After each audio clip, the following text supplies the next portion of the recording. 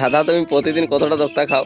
কি আমি দেখ দিনে কতবার খাই বলতে আনুমানিক অত আমি গুনি খাইনি, ঠিক আছে? তো মানে গুনি আমি খাইনি, যদি তুই বলুস তাহলে আমি বলতে পারি আন্দাজ মতো প্রায় 1 কেজি দোক্তাটা আমি খাই একদিনে।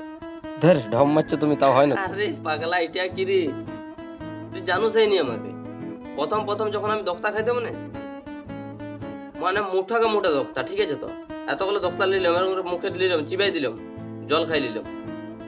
কি চিনুস রে আমাকে তুই? ফালতু ফালতু একটা নেশা, দোক্তা আরো কোনো নেশা হইলে? কি বললি? ফালতু নেশা একটা? তুই আমার কাছে বললি, আর কারোর কাছে কোনোদিন বলিস না, ঠিক আছে? তো দোক্তাকে কোনোদিন অপমান করিস না। তুই জানোস দোক্তা কত পুরনো নেশা? ডাইনোসরের আমলে দোক্তা, বুঝতে পারছিস? বিজ্ঞানীরা প্রমাণ করেছে যে ডাইনোসর যখন ছিল, যখন কোনো কোনো বস্তিত্ব নাই, কিছু নাই, ঠিক আছে? গাছপালা যে অক্সিজেন, প্রথম অক্সিজেন কোথায়? দোক্তার গাছ। কি জানোস তোরা বিজ্ঞান সম্বন্ধে? বলছে দোক্তা আর ফালতু নেশা।